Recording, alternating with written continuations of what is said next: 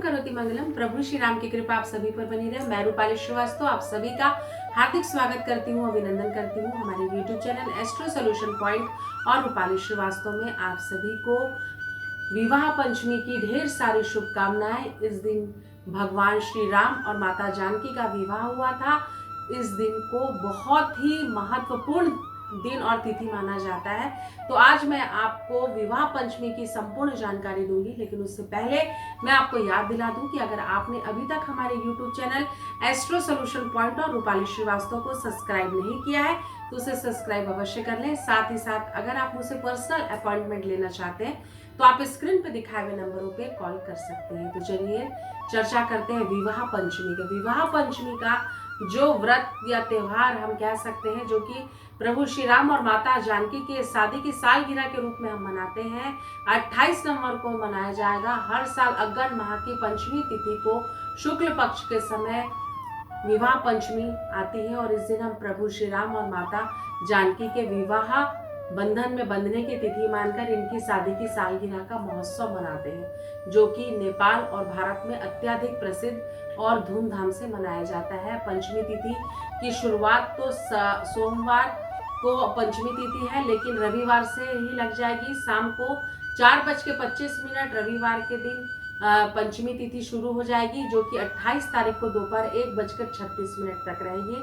साथ ही साथ इस दिन जो अभिजीत मुहूर्त है वो है 11:53 से 12:36 तक। आप विशेष रूप से भगवान माता श्री राम और माता सीता के विवाहोत्सव को मना सकते हैं। साथ ही साथ जो रवि योग और सर्वार्थ सिद्धि योग है वो सुबह 10:28 से अगले दिन 6:55 तक के है। इस दिन अगर हमारे वैवाहिक जीवन की शुरुआत नहीं हो पा रही है या हमारे विवाह में किसी प्रकार की अड़चन आ रही है तो हम बहुत छोटे छोटे अचूक उपाय अपनाकर अपने वैवाहिक जीवन में चल रही समस्याओं का समाधान प्राप्त कर सकते हैं। तो चलिए हम आपको बताते हैं कि विवाह या पंचमी जो तिथि होती है इसका क्या महत्व है। तो राजा जनक ने माता सीता के विवाह के लिए ये घोषणा की कि जो भी शिव जी के धनुष को उठाएगा और उस पर प्रत्यंचा चढ़ाएगा वही जानकी को वर के रूप में प्राप्त करेगा। जब विश्व के सभी राजकुमार असफल हो गए तो अपने गुरु की आज्ञा से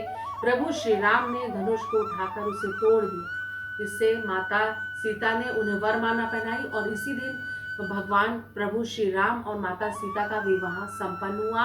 रामचरितमानस में ऐसा कहा जाता है कि संपूर्ण स्वर्ग के देवी देवताओं ने नर और नारायण के धरती में जो मानव रूप में प्रकट हुए थे पुष्पों की वर्षा की थी। साथ ही साथ ये दिन अबूझ मुहूर्त वाला होता है। जिनके भी विवाह के योग बन रहे हैं, किसी की सगाई हो, आपको वर कन्या को चुनाव करना हो तो यह तिथि बहुत उत्पन्न होती है, बहुत ही प्रसिद्ध और अमूल्य, या ये कहा जा सकता है कि बहुत ही अभूत मुहूर्त होता है कि इस दिन हम किसी वर या कन्या का चुनाव करें या विवाह के भी संपन्न कराया जा सकता है। अगर आप प्रभु श्री राम और माता जानकी को प्रसन्न करना चाहते हैं तो इस दिन भगवान विष्णु और तुलसी जी के समक्ष शुद्ध घी का दीपक जलाएं। साथ ही साथ भगवान प्रभु श्री राम को केसर अर्पित करें, माता सीता को सुहाग की सामग्री अर्पित करें, रामचरितमानस का पाठ करें। इसी दिन अगहन के महीने में ही रामचरितमानस की रचना पूरी हुई थी, तो इस महीने में रामचरितमानस का पाठ कराना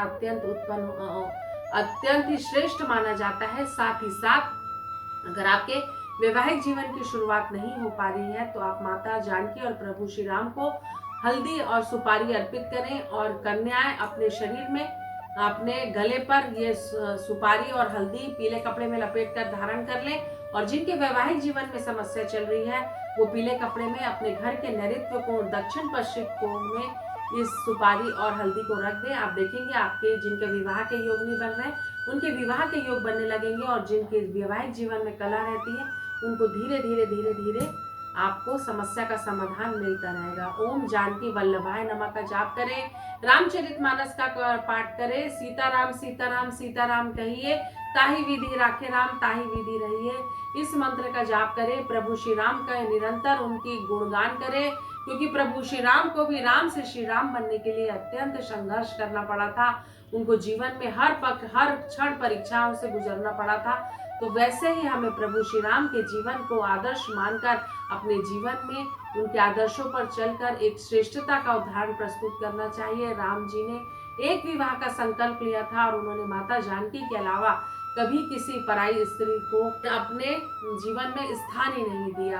तो इस दिन अगर आपके वैवाहिक जीवन में कोई समस्या है, आपके विवाह के योग नहीं बन रहे, तो ये उपाय आप अवश्य करें। और प्रभु श्री राम और जानकी के विवाह भी अगर इस दिन संपन्न कराते हैं, या आपके वर और कन्या के विवाह का योग ही नहीं बनते, चर्चाएं होती हैं लेकिन विवाह नहीं होता, तो आप अपने घर में रामायण का पाठ करा दें। आप देखेंगे कुछ ही दिनों में आपके घर में जरूर मांगलिक कार्य होगा। आशा करती हूँ कि आपको हमारा वीडियो अच्छा लगा होगा और प्रभु श्री राम और जानकी के विवाह को हम सभी मिलकर हर्षोल्लास के साथ मनाएंगे। इन्हीं शुभकामनाओं के साथ प्रभु श्री राम का आशीर्वाद और कृपा आप सभी पर बरसे।